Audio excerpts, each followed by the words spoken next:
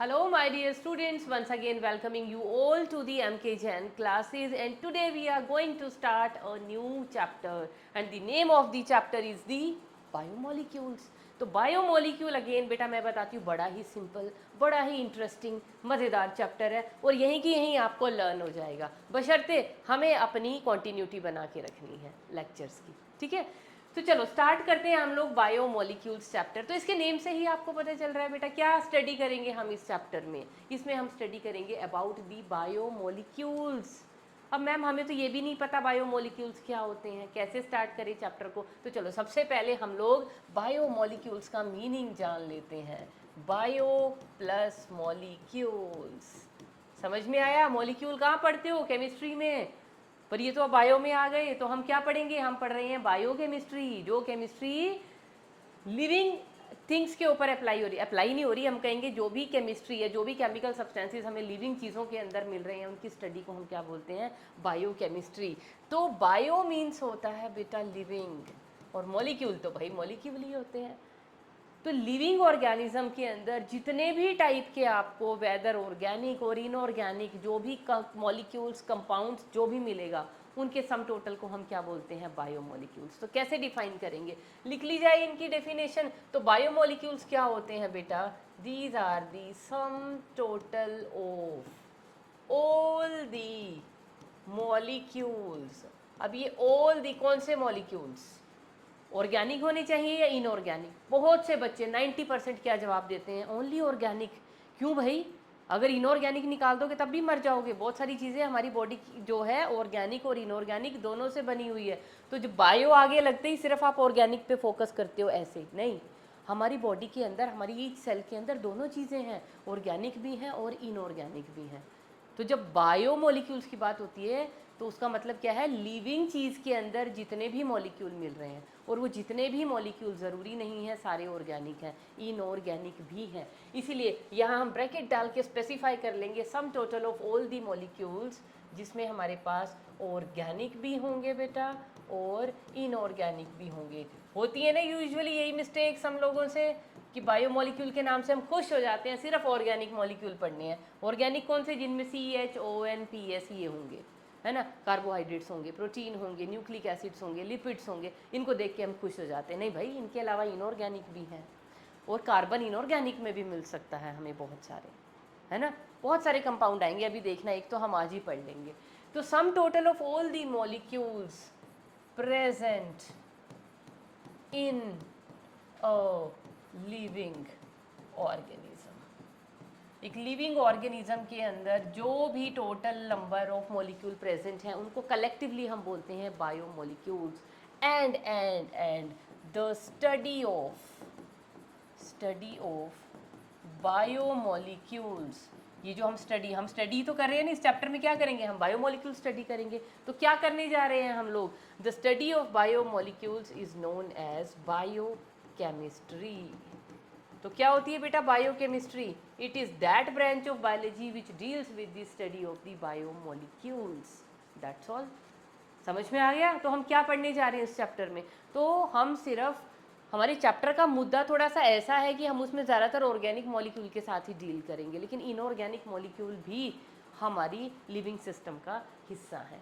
चलिए फिर आ जाइए, how to analyse chemical composition. अब सबसे बड़ा क्वेश्चन तो यही आ जाता है, मैडम बायोमोलिक्यूल तो पढ़ रहे हैं, बायोमोलिक्यूल का बार बार रिपीट करूंगी, ऑर्गेनिक भी और इनऑर्गेनिक भी सारे मॉलिक्यूल हैं, पर हमें पता कैसे चला? कोई भी एनी लिविंग थिंग, मैं सिर्फ अपनी बॉडी की बात नहीं कर रही हूँ, we are talking about bacteria, we are talking about plants, we are talking about fungi, anything which is living, जो भी लिविंग है उस लिविंग चीज़ के अंदर बायोमोलिक्यूल हमें पता कैसे चले कि क्या कॉम्पोजिशन है, कौन कौन सा बायोमोलिक्यूल उसकी बॉडी के अंदर प्रेजेंट है। तो उसको एनालाइज करने के लिए क्या होता है, हमारे पास एक एक्सपेरिमेंट करेंगे। हम करें उस एक्सपेरिमेंट को, तो उस एक्सपेरिमेंट में हम सबसे पहले क्या करेंगे? हम वो सैंपल लेंगे। अब हम पूरी एक बॉडी तो लेके चलेंगे नहीं, हम उतने एक्सपर्ट्स तो हैं ही नहीं, तो हम क्या करेंगे? छोटू मोटू चीज़ों से स्टार्ट करेंगे। सपोज करो मैंने एक लीफ ले लिया, है ना, एनी लिविंग मैटर, यहाँ पे लिख लेते हैं। हम क्या ले रहे हैं? हम ले रहे हैं लिविंग मैटर, कोई भी लिविंग मैटर। लिविंग मैटर में सपोज कीजिए हमने एक लीफ ले लिया, है ना, कोई फंजाई ले लो, ईस्ट ले लो, आप कुछ भी ले लो एनी, या फिर अब प्लांट्स नहीं है पसंद, चलो एनिमल ले लेते हैं, या आप ले लीजिए part of liver, part of liver of any animal, चाहे मतलब बॉटनी से ले लो, जोलॉजी से ले लो, कोई भी ले लो, but that should be a living thing. मुझे इनकी चटनी बनानी आसान है, मैंने इसलिए ये लिख ली है। तो हमने लीफ या किसी भी एनिमल के टिश्यू का हमने एक छोटा सा पोर्शन ले लिया। एक ही चीज़ लेनी है, 2-3 को मिक्स नहीं करना है, क्योंकि हमें किसी एक चीज़ की केमिकल कॉम्पोजिशन निकालनी है। सपोज करो मुझे लीफ की निकालनी है, तो सपोज और किस में निकालनी है, पालक के पत्तों की निकालनी है, भैया मैंने पालक के पत्ते ले लिए। फिर क्या किया, उनको छोटे छोटे छोटे छोटे पीसीज में कट किया, किस में डाल दिया, पेसल एंड मोर्टार में। कहाँ पे डाल दिया, पुट इनटू पेसल एंड मोर्टार। क्या होती है, कुंडी सोटा, सुना है ना, कुंडी सोटा, चीज़ें पीसने के लिए किचन में भी यूज़ होती है ना, अदरक कूटने के लिए, स्पाइसेस को कूटने के लिए, दरदरा मम्मियों के पास होता है ना किचन में, अदरक कूटना और वो सब कुछ करते हैं जिसके अंदर, वही होता है, बस ये लैब में भी होता है ये एक हमारे पास। तो उसको हम बोलते हैं पेसल मोर्टार। तो पेसल मोर्टार के अंदर हमने इसको डाल दिया और फिर इनकी बनानी शुरू की चटनी। यही तो करते हैं ना हम, कुंडी सोटे में चटनी बनानी शुरू कर दी हमने, लाइक अ सिलबट्टा, जिसको ये वाली भाषा समझ आती है। तो चटनी बनाई बनाई बनाई, अब वो चटनी ऐसे तो बनेगी नहीं, पत्ता होगा सूख जाएगा थोड़ी देर के बाद, तो हमें उसमें क्या ऐड करना है, ऐड ट्राइक्लोरो एसिटिक एसिड। क्या ऐड करेंगे हम, ट्राइक्लोरो एसिटिक एसिड। हमें तो फॉर्मूला ही नहीं पता। देखो बेटा, एसिटिक एसिड का फॉर्मूला क्या होता है, CH3COOH, यही होता है ना। चलो अब मैं क्या करते हैं, अब हम लोग ना केमिस्ट्री में मिस्ट्री को इस तरह से पढ़ती थी मैं तो। अब ये H कितने हैं, 3 हैं, है ना। तो तीनों H को मैं क्या करूँगी, आई विल रिप्लेस, मैं इसको ऐसे लिख लेती हूँ, इसके तीनों H मैंने यहाँ लगा दिए, तो दिस इज CH3। इस ढंग से लिख लिया ना मैंने इसको। वैसे आपको मेरे से ज़्यादा केमिस्ट्री आती, इतनी डिटेल में मुझे जाना नहीं चाहिए, बट ठीक है, मुझे खुशी होती है। यहाँ मैं क्या करूँगी, इसके सारे के सारे H को रिप्लेस कर दूँगी बाय क्लोरीन।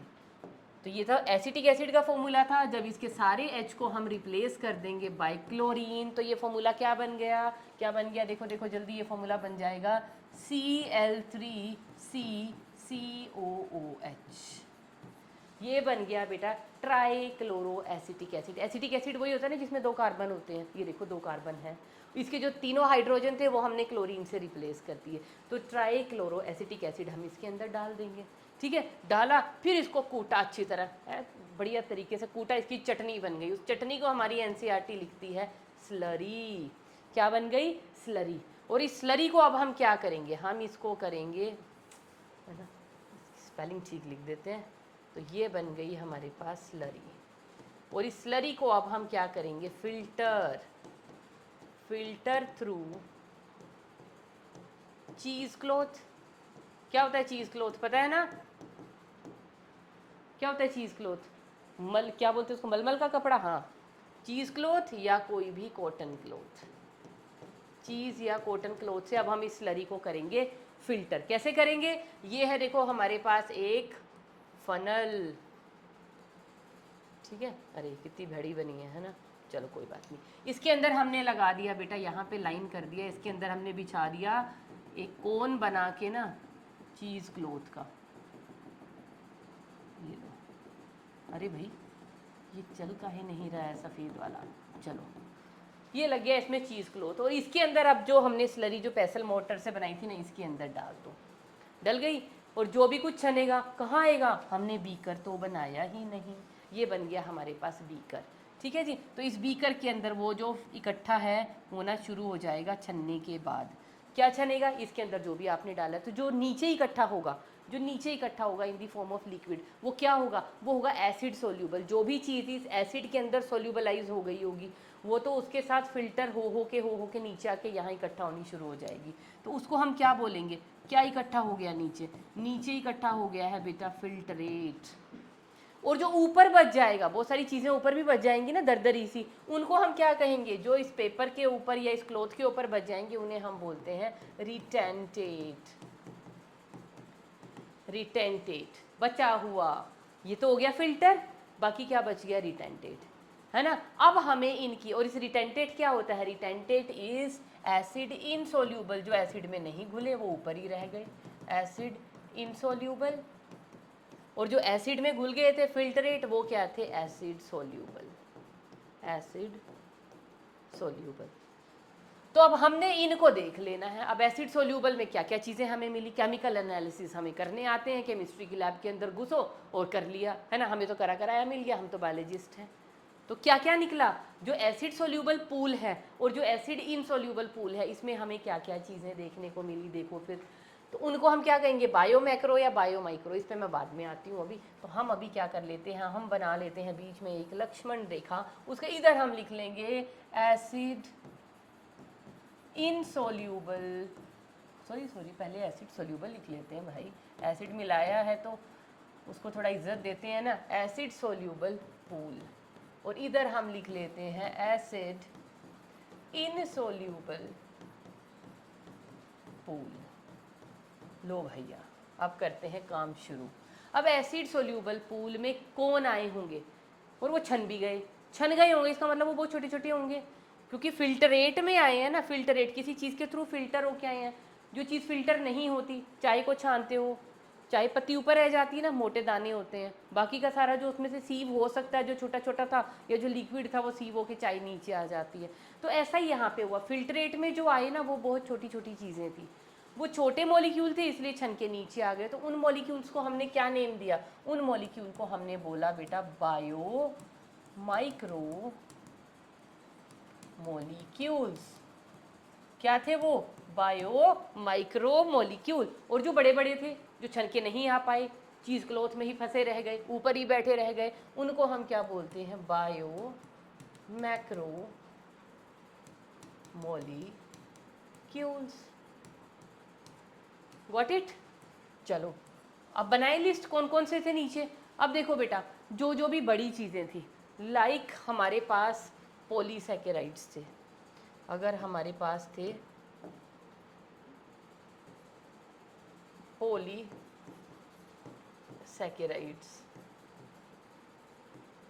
सैकेराइड्स, हाँ, वो मिले हमें एसिड इनसोल्यूबल पूल में। उसको जब चीज़ क्लॉथ को हमने खोला, उसका केमिकल एनालिसिस किया, तो हमें क्या क्या मिला, पॉलीसैकेराइड्स मिले हमें वहाँ पे, बहुत सारे जो हैं पॉलीपेप्टाइड्स या यू कैन से प्रोटीन्स मिले हमें, बहुत सारे बेटा नाइट्रोजन बेसिस या जो भी हैं क्या मिले हमें, न्यूक्लियोटाइड्स मिले। और हमें क्या मिले, बहुत सारे, न्यूक्लियोटाइड क्यों लिखूं बेटा, मैं लिखूंगी न्यूक्लिक एसिड्स। और हमें बहुत सारे क्या मिले, लिपिड्स मिले। ये बड़ी बड़ी चीज़ें थी, इन सबको हम बोलते हैं बायो मैक्रोमोलिक्यूल। अब ये बड़ी बड़ी चीज़ें छोटी छोटी चीज़ों से मिलके बनी हुई हैं। अब इनकी जो छोटी छोटी चीज़ें थी, जो छोटी छोटी चीज़ें थी, क्रशिंग में जब ये मॉलिक्यूल, जब हमने क्रश किया था ना, पत्तों को, पालक के पत्ते लिए थे हमने, एसिड डाल के क्रश किया, तो बहुत सारे मॉलिक्यूल तो टूट गए थे, छोटे छोटे हो गए थे, तो इनके छोटे छोटे हिस्से भी तो होंगे। अब पॉलीसैकेराइड के छोटे छोटे हिस्सों को हम क्या बोलते हैं, क्या बोलते हैं, सिंपल शुगर्स। तो बायो माइक्रो मॉलिक्यूल में हमें क्या मिली बेटा, सिंपल शुगर्स। तो जो टूट गई थी शुगर, वो तो बन गई छोटी छोटी शुगर, सिंपल शुगर, वो आ गई फिल्ट्रेट के साथ नीचे। लेकिन जो नहीं टूट पाई, वो अभी भी बड़े मॉलिक्यूल की फॉर्म में, पॉलीसैकेराइड की फॉर्म में ऊपर ही बैठी हुई, क्योंकि वो बड़ा मॉलिक्यूल है। पॉलीसैकेराइड को तोड़ोगे, सैकेराइड किस चीज़ की बनी हुई है, पॉलीसैकेराइड सिंपल शुगर्स की बनी हुई है। तो सिंपल शुगर से जुड़ के ये बनते हैं। तो ये वो हैं जो नहीं टूटे, ये वो हैं जो टूट गए थे। दूसरे, पॉलीपेप्टाइड या प्रोटीन किससे बनते हैं, अमाइनो एसिड से। तो प्रोटीन का या पॉलीपेप्टाइड का मोनोमर क्या होता है, किस चीज़ से बनते हैं प्रोटीन, अमाइनो एसिड से। तो एक एक मतलब सारे अमाइनो एसिड जुड़ जुड़ के क्या बनाते हैं, प्रोटीन। तो प्रोटीन को जब हम तोड़ेंगे तो हमें क्या मिलेंगे, अमाइनो एसिड। अमाइनो एसिड के जुड़ने से बनता है प्रोटीन, और प्रोटीन के तोड़ने से रिलीज हो जाएंगे सारे अमाइनो एसिड। तो अमाइनो एसिड क्या हुआ, छोटा हुआ। प्रोटीन क्या होता है, अमाइनो एसिड के जुड़ने से बनता है, वो बड़ा होता है। तो बड़ा है इसीलिए वो मैक्रो है, बाहर ही रह गया, छन नहीं पाया। लेकिन उसके जो छोटे छोटे कंपोनेंट थे, जो टूट के अलग हो गए थे अमीनो एसिड, वो एसिड के साथ फिल्ट्रेट में आ गए। थर्ड, ये बेटा न्यूक्लिक एसिड किस चीज़ से बनते हैं, न्यूक्लियोटाइड से बनते हैं, है ना। और क्या है बेटा यहाँ पे, लिपिड्स। लिपिड्स किस चीज़ से बनते हैं, फैटी एसिड से। तो बहुत सारे हमें यहाँ पे क्या मिले, फैटी एसिड्स मिल गए। उसके अलावा बेटा हमें क्या मिला, यहाँ पे बहुत सारे फॉस्फेट्स एंड सल्फेट्स भी मिले, PO4 2 नेगेटिव और SO4 2 नेगेटिव। मतलब इनको हम क्या लिखेंगे, क्या मिले, बहुत सारे फॉस्फेट्स एंड सल्फेट्स। ये भी तो छोटे छोटे होते हैं ना, ये भी एसिड सोल्यूबल पूल में आए। तो जितने भी छोटे छोटे थे, ये बड़ी चीज़ें जब हमने क्रश किया छोटे छोटों में टूट गई, तो जो छोटों में टूट गई थी वो तो छोटी छोटी थी, CO के नीचे आ गई फिल्ट्रेट में, और जो मॉलिक्यूल अभी नहीं टूटे, बड़ी ही फॉर्म में रहे, वो सारे के सारे मैक्रो थे, वो वहीं पे रह गए। तो वो किस में आ गए, एसिड इनसोल्यूबल पूल में। और जो टूट गए थे, छोटे हो गए थे, वो किस में आ गए, एसिड सोल्यूबल पूल में। ठीक है। अच्छा, what about the cells, what about the lipids. अच्छा, वैसे लिपिड का तो ना बेटा अभी यहाँ से हटा दो। अरे मैंने कैसे लिख दिया, लिपिड की तो बड़ी बड़ी बड़ी महाभारत है। अरे भाई, लिपिड लिपिड नहीं लिखो, अभी नहीं लिखो, लिपिड नहीं लिखो, है ना। तो लिपिड को यहाँ पे तो लिख लो, यहाँ से भी हटा दिया क्या, यहाँ पे लिखो लिपिड। लिपिड ना हमेशा कहाँ आते हैं, एसिड इनसोल्यूबल पूल में। अभी देखो होने क्या वाला है। और यहाँ पे क्या आ जाएंगे, यहाँ पे क्या आ जाएंगे, phosphates and sulphates, phosphates and sulphates, है ना। मैंने इसको भी इरेज कर दिया, चलो कोई बात नहीं। ये लो सुनो, अब यहाँ पे क्या हुआ था, सब छोटे छोटे थे, CO के आ गए। अब बात ये तो हो गई मॉलिक्यूल की, लेकिन अगर मैं सेल के साइटोप्लाज्म की बात करूँ, साइटोप्लाज्म के अंदर क्या होता है, साइटोप्लाज्मिक कॉम्पोजिशन तो होती है, साइटोप्लाज्मिक कॉम्पोजिशन के साथ साथ उसमें ऑर्गेनेल्स भी होती हैं। तो साइटोप्लाज्मिक कॉम्पोजिशन कहाँ पे आ जाएगी, जब हमने क्रश किया तो साइटोप्लाज्म की कॉम्पोजिशन भी टूटी होगी। तो जितनी भी साइटोप्लाज्मिक कॉम्पोजिशन है, साइटोप्लाज्मिक कॉम्पोजिशन का मतलब समझ रहे हो, बताओ बच्चों, समझ आ रहा है कि नहीं। साइटोप्लाज्मिक कॉम्पोजिशन क्या होती है, कॉम्पोजिशन क्या होती है, कोई भी चीज़ जिससे मिलके बनी होती है। तो साइटोप्लाज्म जिन जिन चीज़ों का बना हुआ है वो कॉम्पोजिशंस, अगर वो टूटी हैं छोटी छोटी हो गई हैं, वो एसिड सोल्यूबल पूल में आ जाएंगी। व्हाट अबाउट दी ऑर्गेनल्स, क्या यहाँ ऑर्गेनल्स आएंगी, नहीं। ऑर्गेनल सारी की सारी बड़ी बड़ी है, वो सीव नहीं होंगी। वो किस कैटेगरी में आई, एसिड इनसोल्यूबल पूल में। ठीक है। तो यहाँ पे क्या आई, ऑर्गेनल्स। और उसके अलावा साइटोप्लाज्मिक कॉम्पोजिशन के मैक्रोमोलिक्यूल जो नहीं टूटे, कुछ जो छोटे छोटे थे वो तो एसिड सोल्यूबल पूल में आ गए, जो नहीं टूटे वो कहाँ पे आ गए, यहाँ पे क्या है, मैक्रो, और क्या आएंगी, ऑर्गेनल्स भी आएंगी and macromolecules of cytoplasmic composition. अरे बड़ा सिंपल सा चैप्टर है, कुछ भी नहीं है, ध्यान से बस सुनते चले जाओ और कुछ भी नहीं। तो अब यहाँ पे हमारे पास ये मॉलिक्यूल्स मिले हैं। ठीक है। अब अगर इन मॉलिक्यूल्स को जब एनालाइज किया गया ना बेटा, तो इन मॉलिक्यूल्स का, जितने भी मॉलिक्यूल है ना इनका, जिनको हम बोलते हैं माइक्रो मॉलिक्यूल्स, इन सब का जो वेट था पता है कितना था, लेस, मतलब इनका जो वेट था that was ranging between 18 to 800 Dalton's. कितना था इनका, जो बायोमोलिक्यूल्स थे इनका, अगर मैं वेट की बात करूँ, वेट था बेटा 18 to 800 डाल्टन्स के बीच में। कितना वेट था, वेट को हम किस में ले रहे हैं, डाल्टन्स में। इतने यूनिट था, 18 से और 800 डाल्टन के बीच में इनका वेट था। लेकिन जब इनका वेट किया गया अप्रोक्सीमेट, तो इनका वेट क्या था, their weight was more than 10,000 daltons. DA क्या है यहाँ पे, अगर हम पूरा, चलो यहाँ तो DA ही लिख देते हैं। DA का मतलब क्या है बेटा, डाल्टन्स। और आपको ये चीज़ तो पता ही होगी, जब हम किसी भी यूनिट को पूरा लिखते हैं तो कैपिटल से नहीं स्मॉल से लिखते हैं, और जब उसकी एब्रीवेशन यूज़ करते हैं तब कैपिटल D आएगा यहाँ पे। तो इनका वेट था सबका लेस देन, मतलब रेंजिंग बिटवीन 18 to 800 डाल्टन्स, या आप कह सकते हो कि लेस देन 1000। क्या बोल सकते हो, मतलब जो भी वेट था that was less than 1000 Dalton, मतलब 800,000 के आसपास, है ना, मतलब 1000 से नीचे नीचे था। इन सबका जो वेट था 10,000 प्लस था, है ना। अब जब ये देखा गया ना, जब ये सारा एनालिसिस किया गया, तो यहाँ पे ना डाउट हुआ इन पे, भैया आप गलत जगह पे बैठे हो, आपका तो वेट ही कितना है, अराउंड 800 डाल्टन्स। लिपिड्स का अगर हम वेट देखें ना बेटा, इसका वेट होता है अराउंड 800 डाल्टन्स। अप्रोक्सीमेट लगाया है मैंने, इसीलिए इसी रेंज में आता है ये इसमें। भाई फिर ये मैक्रोमोलिक्यूल के अंदर क्या कर रहा है, तो इसने बड़ी परेशानी क्रिएट कर दी कि आपको हम माइक्रोमोलिक्यूल में डालें कि आपको हम मैक्रोमोलिक्यूल में डालें। बात समझ आ रही है ना क्या चल रहा है? हमने क्या किया था, हमने बायोमोलिक्यूल पढ़ने हैं, बायोमोलिक्यूल तब पढ़ेंगे, बायोमोलिक्यूल में क्या होते हैं, हमने मोलिक्यूल्स पढ़ने हैं।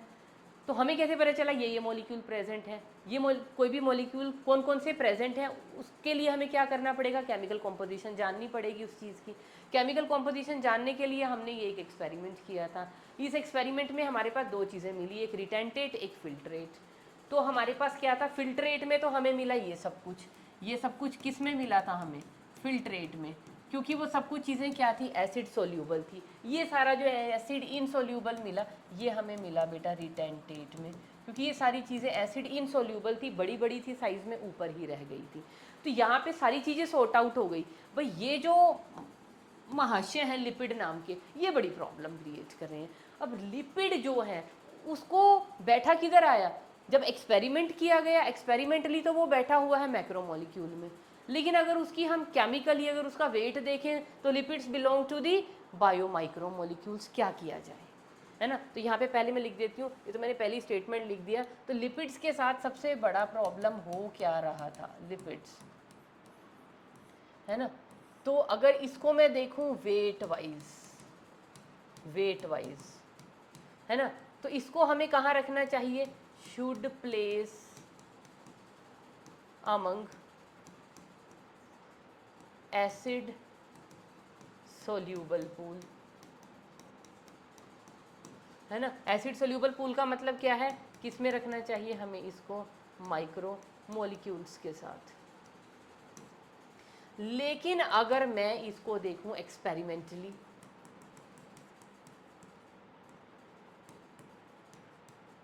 अब हमने तो एक्सपेरिमेंट देखो किया है ना, अभी तो किया है, पिछली स्लाइड पे किया है हमने एक्सपेरिमेंट। अगर हम एक्सपेरिमेंटली देखें तो वी शुड प्लेस, मतलब हमने हमने एक्सपेरिमेंटली ये कहाँ पे बैठा हुआ मिला, among macromolecules.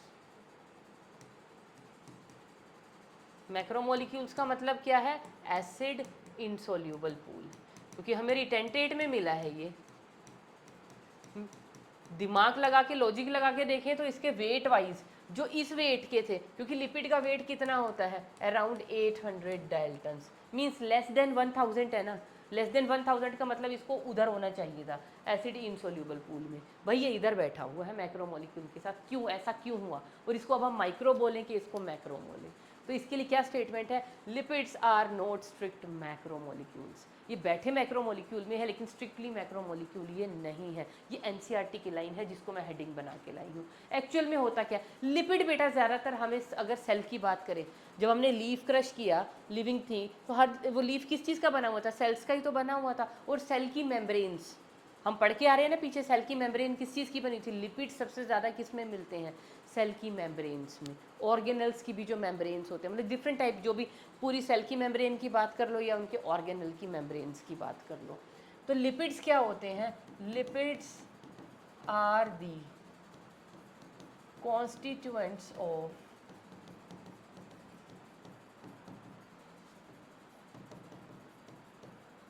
Membranes,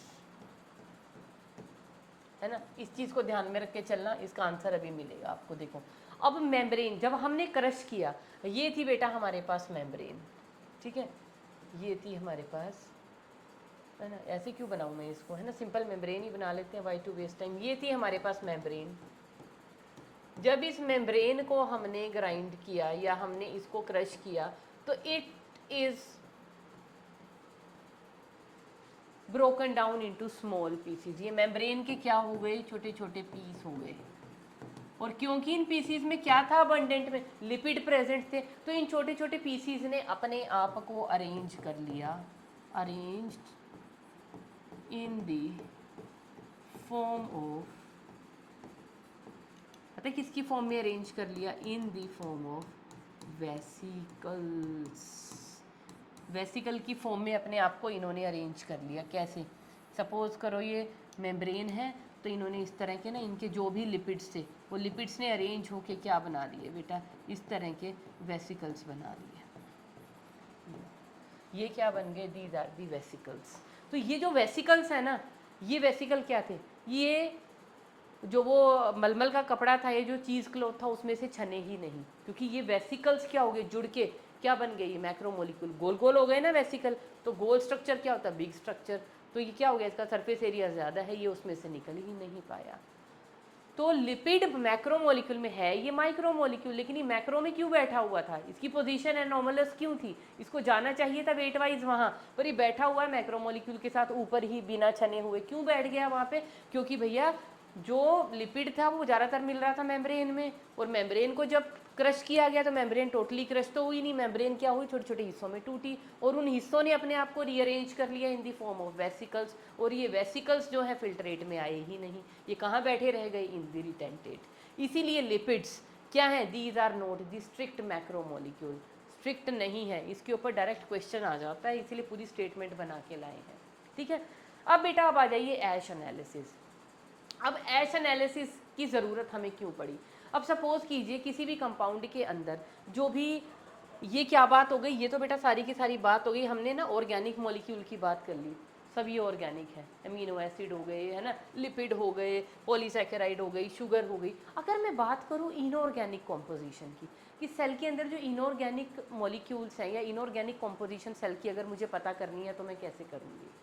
organic molecule तो पता चल गए सारे, अगर इनऑर्गेनिक का पता करना है तो उसके लिए हमें क्या करना पड़ेगा, एक बड़ा ही क्रूएल सा एक्सपेरिमेंट करना पड़ेगा जिसको हम बोलते हैं ऐश एनालिसिस। तो इससे हमें क्या पता चलती है, सेल की इनऑर्गेनिक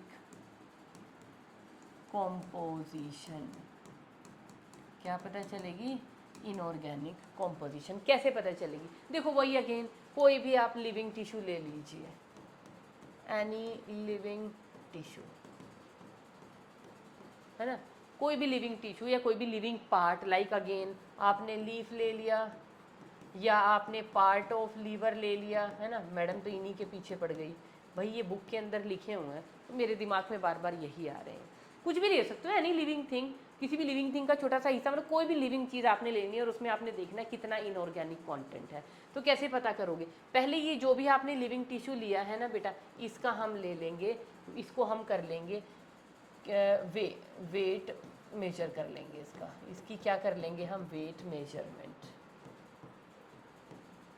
तो कितने ग्राम से कितने, जो भी जिस भी यूनिट में आएगा कितना लिया है, उसको हम क्या बोलते हैं, that is known as the fresh weight. ये जो भी आपने लिया है ना, हमारा हिस्सा ले लिया छोटा सा लीवर का, या एक लीफ ही ले लिया हमने, उस लीफ को हमने वेइंग मशीन पे रखा, देख लिया कितने ग्राम या कितने मिलीग्राम का वो है, वो वेट जो लीफ का एक्चुअल आया है उसको हम बोलते हैं फ्रेश वेट। ठीक है, अब हमें तो इनऑर्गेनिक कंटेंट जानना है, तो इसका ऑर्गेनिक कंटेंट हमें मारना पड़ेगा। अब हम क्या करेंगे, ये जो लिविंग टिश्यू है ना बेटा, इस लिविंग टिश्यू को हम क्या करेंगे, इसमें से इसको हम करेंगे ड्राई। ड्राई करने से क्या हो जाएगा, जितने भी ऑर्गेनिक कंपाउंड हैं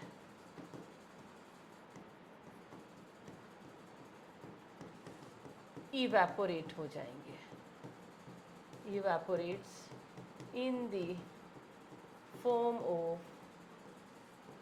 कार्बन डाइऑक्साइड एंड वाटर। और ड्राई कैसे करेंगे, आग लगा देंगे पत्ते को सुखाएंगे, सुखा के भी अभी दिल नहीं भरा, अब हम उसको आग में जला देंगे, जल गया, उसकी वो जो पीछे की जो क्या बचेगी, ऐश। अब उस ऐश का हम दोबारा से क्या कर लेंगे, वेट मेजरमेंट। दोबारा से उसका जब वेट मेजर करेंगे तो वो जो वेट आएगा ना बेटा, उस वेट को हम बोलते हैं, that weight is known as the dry weight. पहले तो यहाँ तक समझो, क्या किया हमने, एक लिविंग टिश्यू लिया, अभी तो लिखने में ज़्यादा ध्यान था ना, अभी समझा देती हूँ। हमने लिविंग टिश्यू, सपोज मैंने एक लीफ ले लिया, अमरूद के पत्ते का, मैं अमरूद के पेड़ का मैं एक पत्ता तोड़ के ले आई, उसको विंग मशीन के ऊपर रखा, उसका वेट ले लिया, उसको मैंने नोट कर लिया एज फ्रेश वेट। फिर उस पत्ते को मैंने सुखाया, सूख गया, उसके बाद मैंने उसको आग में जला दिया।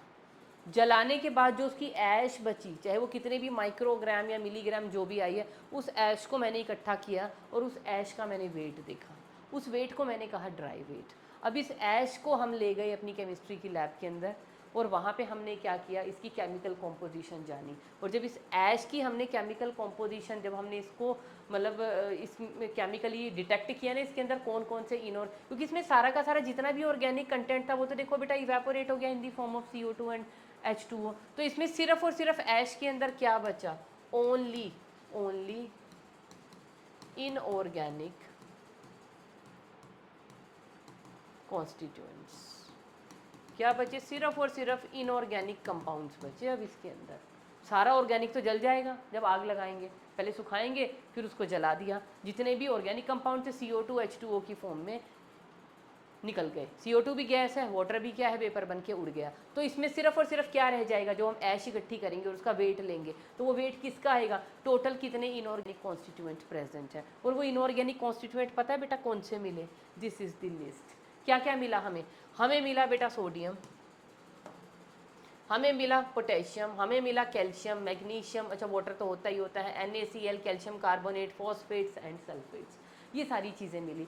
कहाँ कहाँ पे इनका काम है, क्या करती हैं ये लिविंग सिस्टम में, क्यों मिली ये चीज़ें।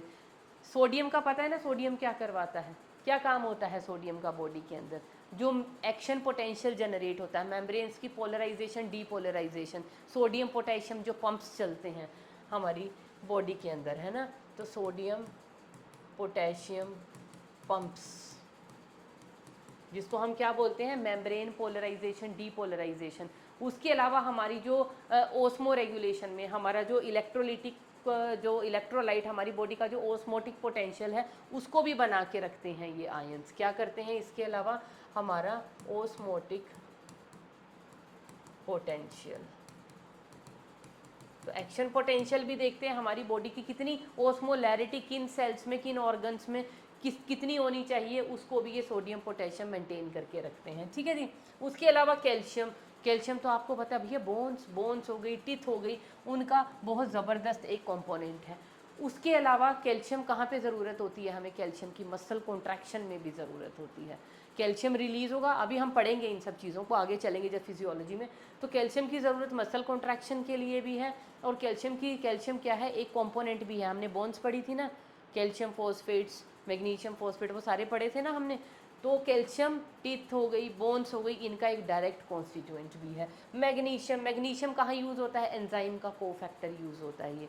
हमने अच्छा 12th में करोगे आप इसका यूज़ अभी। तो ये क्या होते हैं, कोफैक्टर्स होते हैं। कोफैक्टर क्या होते हैं, कोई भी चीज़ जब तक ये मैग्नीशियम, कुछ एंजाइम है जिनके साथ जब तक आप कोई इनऑर्गेनिक पार्ट नहीं लगाओगे वो एंजाइम काम ही नहीं करेगा, मतलब वो कंप्लीट ही नहीं होगा।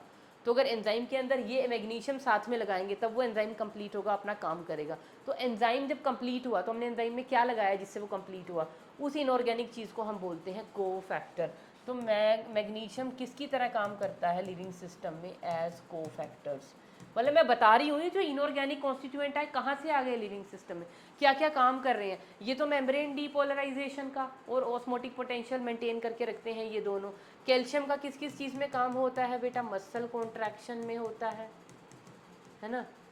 और उसके अलावा बोन्स का, टिथ का, है ना, इन सब चीज़ों का क्या है, ये डायरेक्ट कॉन्स्टिट्यूएंट भी है। मैग्नीशियम कोफैक्टर्स हो गए, वाटर तो वाटर ही है भैया, बॉडी वाटर की ही बनी हुई है। ये NaCl आ गए, CaCO3, PO4, SO4, ये सारी की सारी चीज़ें भी हमारी बॉडी के अंदर जो है बफरिंग का, pH का काम करती हैं। क्या है ये बॉडी के इलेक्ट्रोलाइट्स ही तो हैं। क्या है ये बॉडी में, इलेक्ट्रोलाइट्स। क्या करेंगे, pH मेंटेन करके रखेंगे बॉडी का। pH मेंटेन करने में मतलब जहाँ पे भी कोई बफरिंग करनी है, कुछ भी करना है, तो वहाँ पे इनका रोल होता है। तो ये इनऑर्गेनिक चीज़ें हमें मिली, हाँ, इनऑर्गेनिक कॉन्स्टिट्यूएंट्स ऑफ दी। तो किस चीज़ से पता चली ये सारी कॉम्पोजिशन, हमें ऐश एनालिसिस टेस्ट से हमें ये पता चला, ठीक है जी। चलो अब आगे आ जाते हैं, comparison of elements in living and non living matter. अच्छा ठीक है, लिविंग नॉन लिविंग का मतलब यहाँ पे क्या है, हमारी NCERT के अंदर ना एक पैराग्राफ लिखा हुआ है इस टेबल के साथ में ही इधर, उसके अंदर क्या लिखा हुआ है, अर्थ क्रस्ट की कॉम्पोजिशन और ये है ह्यूमन बॉडी की कॉम्पोजिशन।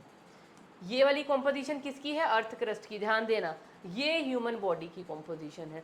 NCERT क्या लिखती है हमारे पास कि अर्थ की क्रस्ट के अंदर जो जो इनऑर्गेनिक या ऑर्गेनिक जो भी चीज़ें हमें मिल रही हैं, जो भी मतलब कि हमें मॉलिक्यूल्स मिल रहे हैं, वो ह्यूमन बॉडी के अंदर भी मिल रहे हैं। कॉम्पोजिशन अगर अर्थ क्रस्ट का देखें, अर्थ क्रस्ट क्या है? नॉन लिविंग, और हम ह्यूमन बींग्स क्या है? लिविंग है। तो किस तरह की कॉम्पोजिशन मिल रही है हमें डिफरेंट एलिमेंट्स की? वो यहाँ अर्थ की भी दिखा रखी है, क्रस्ट की, और इधर किसकी दिखाई है? ह्यूमन की। मैम हम क्यों देख रहे हैं? क्योंकि हमें यहाँ से डायरेक्ट नीट में क्वेश्चन आ जाता है कि ह्यूमन के अंदर कौन सा एलिमेंट है जो सबसे ज़्यादा मिलता है। देखो यहाँ से आप देख के बता सकते हो इस टेबल से कौन सा एलिमेंट ह्यूमन की बॉडी के अंदर सबसे ज़्यादा मिल रहा है। That is the oxygen. किसका परसेंटेज सबसे ज़्यादा है बेटा? ऑक्सीजन का, 65%। फिर उसके बाद सेकंड नंबर पे कौन सा आता है? That is carbon. ये पता होनी चाहिए, और यहाँ से कुछ इन्फरेंसेस लिख लेना। उसके बाद हमारे पास क्या आ जाता है बेटा? नाइट्रोजन। और नाइट्रोजन के बाद हमारे पास आ जाती है बेटा हाइड्रोजन। कहाँ पे गई? अच्छा, नाइट्रोजन के बाद, अच्छे तो हम अगर ऑर्गेनिक की बात करें फिर हमारे पास आ जाती है हाइड्रोजन। मतलब हम कैसे लिखेंगे? सबसे ज़्यादा कौन किसका अमाउंट है? ऑक्सीजन। ऑक्सीजन के बाद सेकंड नंबर पे हमारे पास आ गई कार्बन, फिर है नाइट्रोजन, फिर है हाइड्रोजन। ये सीरीज़ ज़रूर याद रखना, क्योंकि हम एक गलत फहमी में रहते हैं कि हम लिविंग हैं तो हमारी बॉडी में सबसे ज़्यादा कार्बन मिलेगा। क्या मिला रिजल्ट? हमारी बॉडी में सबसे ज़्यादा कार्बन नहीं है, हमारी बॉडी में सबसे ज़्यादा एलिमेंट कौन सा है? ऑक्सीजन। बन गया ना क्वेश्चन डायरेक्ट। और मैक्सिमम बच्चे जो ये टेबल नहीं पढ़ते, जो इस बात को नहीं सुनते, इवन मैंने भी जब कभी नहीं पढ़ा था, ये मिस्टेक मैंने खुद की हुई है। तो हम क्या लिखते हैं? हमारी बॉडी में सबसे ज़्यादा क्या है? कार्बन। भैया कार्बन के बने हुए हैं हम नहीं, तो हम हाइड्रोजन के भी नहीं। हाइड्रोजन भी देखो कौन से नंबर पे आ रहा है जाके। तो यहाँ से इस तरह से क्वेश्चन बनता है, ठीक है। और ऐसा कौन सा एलिमेंट है with respect to the earth crust, जो अर्थ क्रस्ट में प्रेजेंट है लेकिन हमारी बॉडी में प्रेजेंट नहीं है? सबसे नीचे देख लो, सिलिकन। सिलिकन बेटा अर्थ क्रस्ट में प्रेजेंट है लेकिन हम में प्रेजेंट नहीं है। बन गया ना क्वेश्चन कि as compare to the earth crust की जो इनऑर्गेनिक कॉम्पोजिशन है उसके हिसाब से ह्यूमन में। अब आप सोचो कि यार ऐसा कहाँ, तो out of the course question आ गया, कभी भी नहीं पढ़ा हमने। ह्यूमन बॉडी अर्थ क्रस्ट कहाँ था पूरे कोर्स में? यहाँ था, जिस टेबल को हम इग्नोर कर देते हैं। तो हमें नहीं करना है। तो ये वो टेबल दिया हुआ है, तो हम इसको ले आए थे आप लोगों के लिए। अब आ जाते हैं बेटा primary and secondary metabolites. Proper पूरा एक पैरा है आपकी एनसीईआरटी के अंदर इसके ऊपर। क्या होते हैं बेटा primary and secondary metabolites? Metabolism तो सबको पता है ना, मेटाबॉलिज्म क्या होता है? The some total of all the biochemical reactions going inside the living body. अब जैसे मैंने पहले भी बताया था आपको, जब हमने फर्स्ट चैप्टर किया था ना व्हाट इज़ लिविंग, वहाँ मैंने मेटाबॉलिज्म आपको एक्सप्लेन किया था। मेटाबॉलिज्म क्या होता है? हमारी बॉडी के अंदर जो भी प्रोसेसेस चल रही हैं, अब मैं खड़ी हूँ, आप लोग भी बैठे हो, जो भी कर रहे हो, तो आपको लग रहा है आप कुछ नहीं कर रहे हो इस वक्त, आप सिर्फ लेक्चर सुन रहे हो और मज़े कर रहे हो। लेकिन आप इस वक्त ऐसा नहीं कर रहे, आपकी बॉडी के अंदर बहुत कुछ चल रहा है जो जिसके लिए आप अनअवेयर हो। आपने सपोज खाना खा के बैठे हो, आपकी बॉडी में डाइजेशन चल रही है, आपकी बॉडी में रेस्पिरेशन चल रही है, आपकी बॉडी में किडनीज भी काम कर रही हैं, आपकी बॉडी में ब्लड भी सर्कुलेट हो रहा है, आपकी बॉडी में गैशियस एक्सचेंज भी हो रहा है ना, हार्मोनल एक्शन भी चल रहा है। इतना कुछ तो हो रहा है, वो आपको पता थोड़ी चलेगा। तो ये सारी चीज़ें, आपकी मसल्स भी कॉन्ट्रैक्ट हो रही हैं, कुछ इनवॉलेंट्री मसल्स हैं जो आपको पता ही नहीं चल रहा कॉन्ट्रैक्ट हो रही हैं और अपना काम कर रही हैं। तो इतना सब कुछ हमारी बॉडी के अंदर चल रहा है। तो ये तो वो था जो मैंने बता दिया।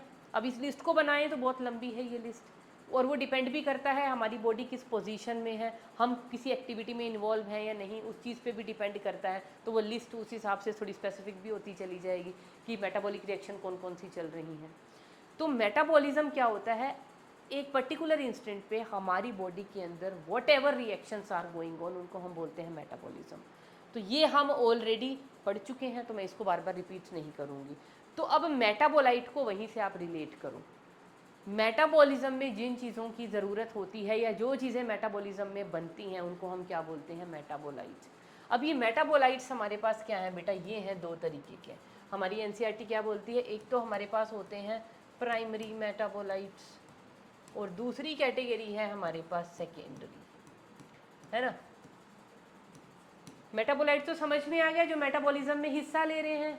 कोई भी केमिकल कंपाउंड, कोई भी केमिकल सब्सटेंस जो भी मेटाबॉलिज्म का हिस्सा है उनको हम क्या बोलेंगे? Metabolites. Any chemical substance which is a part of metabolism is known as metabolite. अब उनमें से कुछ प्राइमरी है, कुछ सेकेंडरी। प्राइमरी हमेशा क्या होता है? जो मेजर, समझ गए ना, जिसको हम पहली प्रेफरेंस देते हैं, जिसको फर्स्ट प्रेफरेंस दोगे उसी चीज़ को प्राइमरी बोलते हो। जो सेकेंडरी होता है, जिसको उसके बाद नंबर मिला, वो सेकेंडरी तो सेकेंडरी होता है। समझ गए ना प्राइमरी सेकेंडरी का मीनिंग क्या है यहाँ पे? तो प्राइमरी क्या होते हैं बेटा? जिनका मेटाबॉलिज्म में डायरेक्ट रोल होता है ना, डायरेक्टली इन्वॉल्व्ड इन मेटाबॉलिक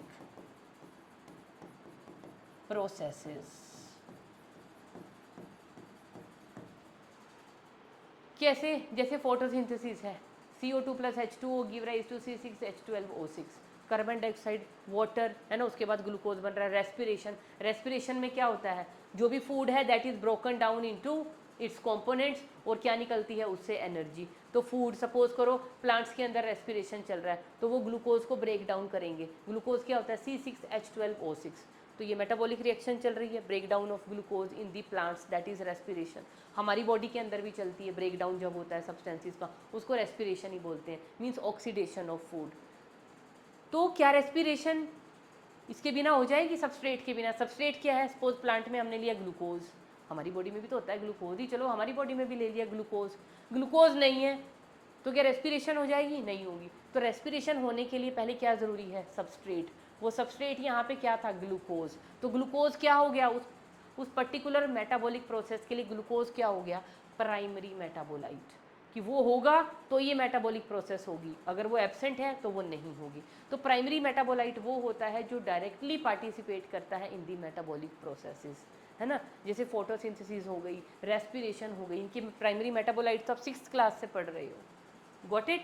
और सेकेंडरी मेटाबोलाइट्स कौन से होते हैं बेटा, जो डायरेक्टली इन्वॉल्व नहीं होते, लेकिन वो कई बार क्या होते हैं, या तो एज अ बाई प्रोडक्ट बन जाते हैं, या मेन प्रोडक्ट भी बन रहे हैं तो उनको प्लांट की कोई ज़रूरत नहीं है।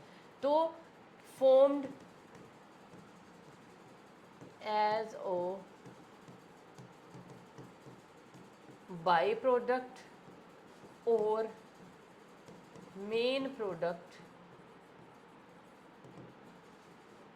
इन अ मेटाबॉलिक रिएक्शन।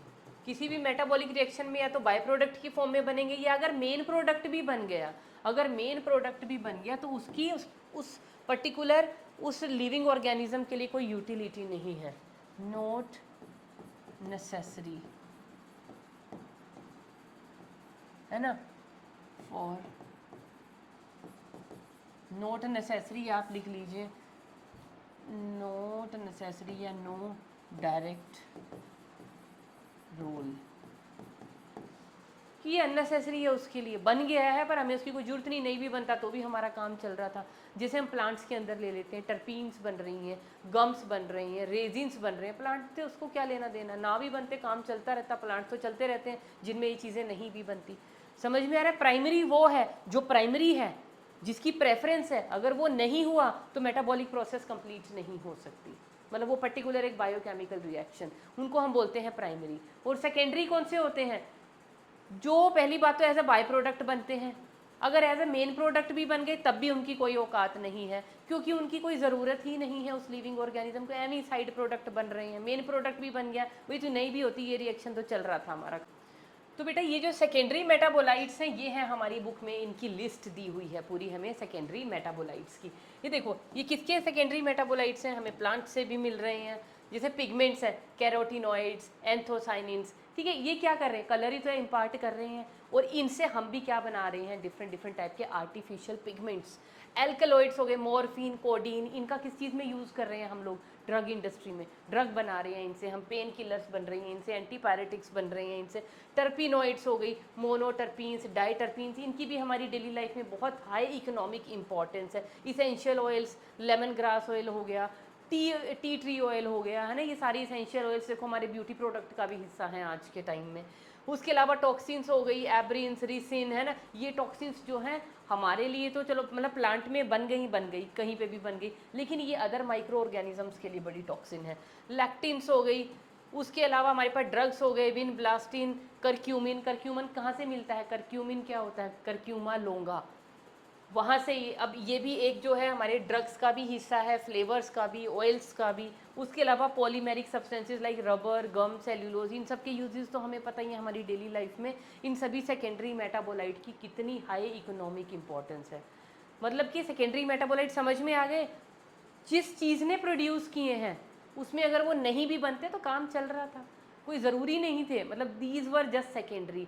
लेकिन उनकी और चीज़ों के लिए और लोगों के लिए उनकी बहुत हाई इकोनॉमिक इम्पोर्टेंस है। और ये टेबल जो दिया हुआ है ना बेटा, ये टेबल कुछ सोच समझ के एनसीईआरटी के अंदर दिया हुआ है, क्योंकि ये टेबल हमें क्या करना है, गो थ्रू करना है, इसको लर्न करना है। ऐसे टेबल्स में से हमें डायरेक्ट क्वेश्चंस आ जाते हैं और उन्हीं क्वेश्चंस को हम क्या बोलते हैं, ट्रिकी क्वेश्चंस। पता ही नहीं चला कहाँ से आ गया, हमने ध्यान ही नहीं दिया, अरे हमने तो ये टेबल ही स्किप कर दिया। तो ये बेवकूफ़ी कभी भी नहीं करनी। एनसीईआरटी का each and every diagram, each and every labelling, each and every table, जो भी कुछ दिया हुआ है बेटा उसको घोट के पीना है हमें, ठीक है। उसके बाद बेटा बायोमोलिक्यूल्स, ये अब हमारा जो पूरा जो सिस्टम है, लिविंग सिस्टम, वो हमारी परसेंटेज दी हुई है कि हमारी जो सेल्स हैं उसके अंदर टोटल, पता ही है हमें हमारी बॉडी के अंदर वाटर कितना है। हमारी बॉडी मैक्सिमम 70 to 90% वाटर की ही बनी हुई है। तो ये परसेंटेज के ऊपर भी आपको पता है ना, बहुत बार क्वेश्चन आए हुए हैं। ऐसे ही नहीं दिया एनसीईआरटी में, ये है ना, आपको बड़ा बेवकूफ़ सा टेबल है, छोटी क्लास से पढ़ रहे हैं, लेकिन डायरेक्ट जब क्वेश्चन आता है ना आधी बार दिमाग से स्किप हो जाता है। प्रोटीन्स कितने हैं 10 to 15%, कार्बोहाइड्रेट्स कितने हैं 3%, लिपिड्स कितने हैं 2%, न्यूक्लिक एसिड्स कितने हैं 5 to 7% और आयंस कितने हैं हमारे पास 1%। तो this is the percentage of total cellular mass. समझ में आ गया, एक सेल के अंदर टोटल सेलुलर मास में कौन कौन सी चीज़ कितने कितने परसेंटेज है, कितनी कितनी कॉम्पोजिशन में प्रेजेंट होगी। तो ये भी हमें क्या करने हैं, लर्न करने हैं। ये परसेंटेज ही तो वैसे भी एक नॉर्मल सी चीज़ है जो रूटीन में हमें पता ही होनी चाहिए। तो दीज आर दी बायोमोलिक्यूल्स। अब हम क्या करेंगे बेटा, ये तो जस्ट एक तरह से एक इंट्रोडक्शन थी इस चैप्टर की, है ना। अब हम क्या शुरू करेंगे, एक्चुअल में बायोमोलिक्यूल की स्टडी स्टार्ट करेंगे। और वो स्टडी कैसे स्टार्ट करेंगे, हम ईच एंड एवरी जो मॉलिक्यूल है उसको डिटेल में पढ़ेंगे। तो डिटेल में सबसे पहले जो हम लोग स्टार्ट करेंगे, दैट हम लोग टेकअप करेंगे पहले कार्बोहाइड्रेट्स को, बट वो हम लोग स्टार्ट करेंगे from the next lecture. So that's all for today.